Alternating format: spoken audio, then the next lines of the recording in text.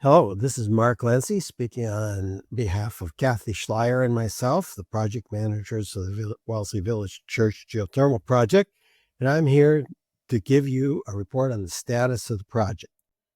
We have geothermal heat.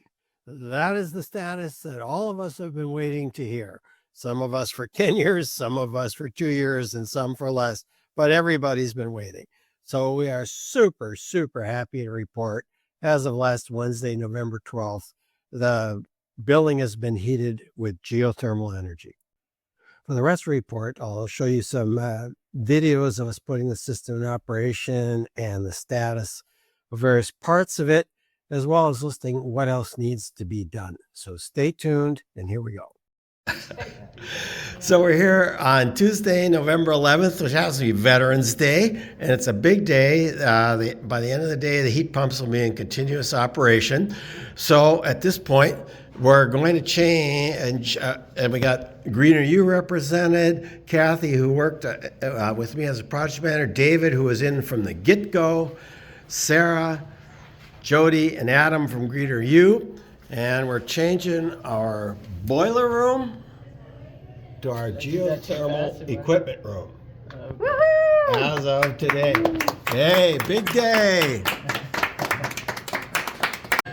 So on Tuesday I should be like blessing it. That's right. So Tuesday afternoon, after a short blessing, Sarah's shutting the switch.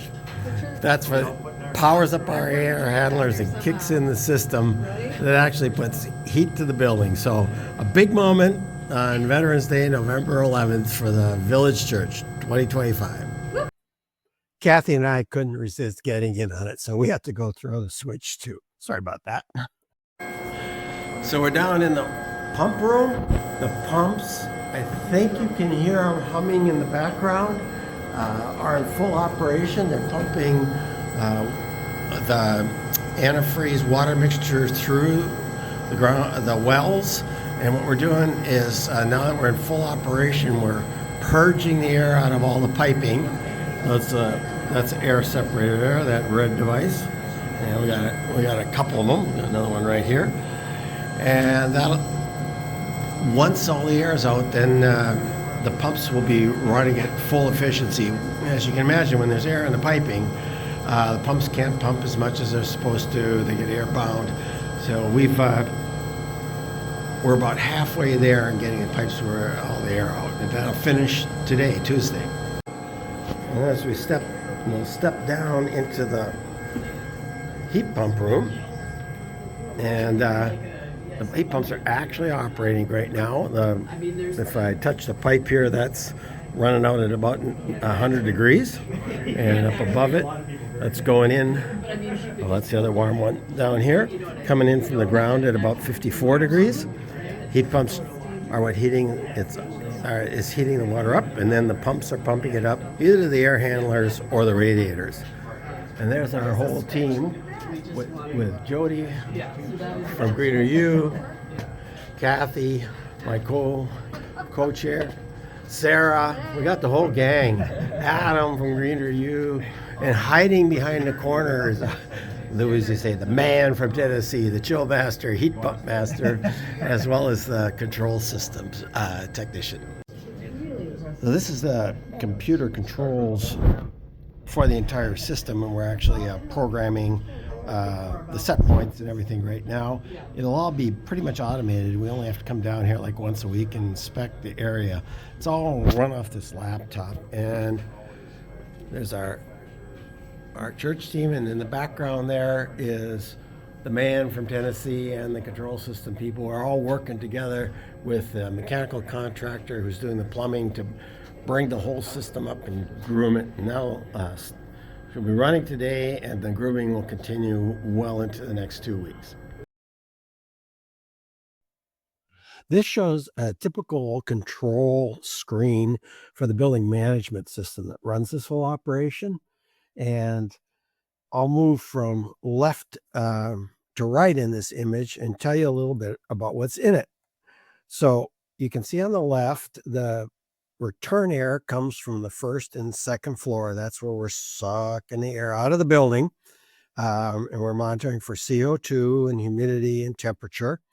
And then it mixes with the lower bar there, the outside air, because we need to refresh the air in our building, make sure we have the right amount of oxygen, not enough CO2, and so forth. The mixed air then goes in and goes through heating coils, which are right in the middle. They're slightly red there. Or they could be cooling coils in the air conditioning mode. But since we're heating, we're showing it in the heating mode. You can see the mixed air comes in, and when the cold and the return air is mixed together, it's at about 63 degrees. It's heated up then by the geothermal system to about 105 degrees air temperature. And then you can see the fan there. There's actually 4, but there's only, for ease, it shows 1 fan. And that distributes to the 4 zones. This air handling unit 2 supplies our sanctuary, village hall, village common, and Burt Chapel. Air handling unit number 1 supplies everything else, which is the first and second floor classrooms, bathrooms, and so forth. Each zone can be turned on and off. So, for example, if we're not heating the sanctuary because it's a weekday, that zone would be closed off, and it would just be going to Village Hall, Village Common, and Burt Chapel. However, it still keeps monitoring the sanctuary, and if the temperature drops or the CO2 gets too high, it'll open that damper and start heating that zone. So that's the way that works. This is a simple overview screenshot. It shows the 3 heat pump modules on the left, which each have 2 heat pumps in them for a total of 6.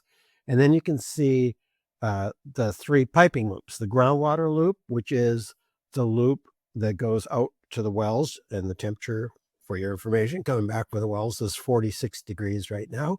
There's the dual temperature loop, which is the loop that goes up to the air handling units to heat the air that's going to come down out of the ceiling into all our rooms. That's running at 106 degrees, heated up from the heat pumps. And then there's the hot water loop, which is the loop that goes to all the baseboard radiators and devices called variable air volume units that are up in our ductwork, which are used to add additional heat to the smaller rooms like the offices and bathrooms and stuff. And there's 20 or so of those. 2 circulating pumps, and then you can see it going back to the wells just below that with the arrow pointing off to the left.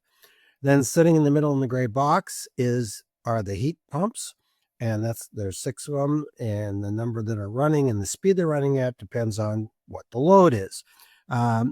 Right now, we're looking at they're running about 30% capacity. So that would be 2 of the 6 pumps on.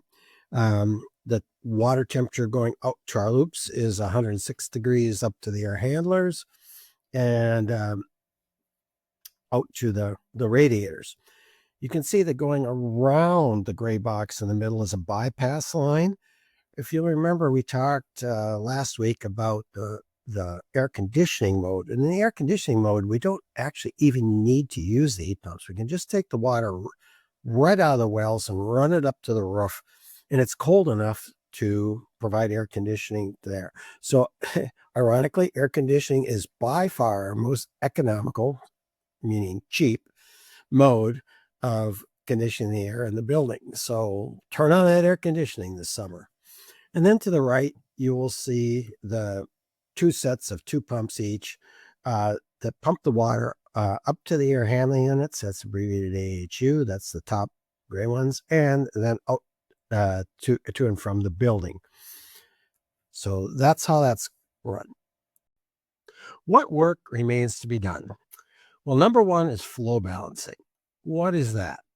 So we have to distribute the air out to the rooms and spaces, and hot water to all the baseboard radiators, and make that all work in a balanced manner so no room runs too hot or too cold.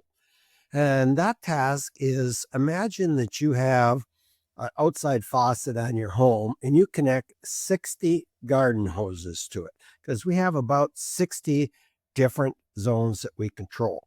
And really, the analogy would be 120 because these zones are heated both by the 60 zones are heated both by radiators and by air. So you got 120 hoses, and you have to adjust the flow so every hose gets the amount that's needed at the end of it. If you change one, all 119 other hoses change their flow. So you got to tweak them all. Fortunately, the computers help us with that, but it does take some time. So that's why it's going to take us all of the rest of November and into the beginning of December before we really get that tweaked. Then we're going to watch it for a year, we being our contractor, and about once a month, they'll sit down with us and see if we need to do any adjustments as we learn how the building behaves through an annual heating and cooling cycle. The second thing we have to do is verify the proper operation of all the new sensors and all of the existing distribution components. So what that means is we've put in over 200 different new sensors in the building. We have to make sure that each of them is actually online and reporting and reading properly into the building management system.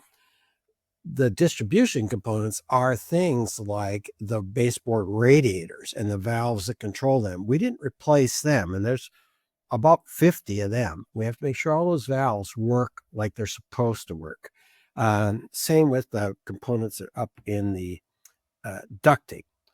So that's going to take 3 weeks. And that kind of goes in parallel with flow balancing. As we adjust the flows, we'll figure out if the components are working properly or not. Third, we have to install fans in the sanctuary radiator cabinets. If you remember, I discussed this a couple weeks ago. In order to get more efficient use of those radiators, we're going to put fans in the bottom of the cabinets that blow air through, and thus are more efficient in moving the air out of the radiators into the sanctuary. So they need to be installed, calibrated, and integrated to the control system. Then we have steel welding, which is really the last step. We have to weld in railings that we cut away to rig stuff in. There's a new ladder that will be going down into the geothermal equipment room. So they have to be designed, fabricated, and put in. And that's really near the end, so it doesn't interfere with anything.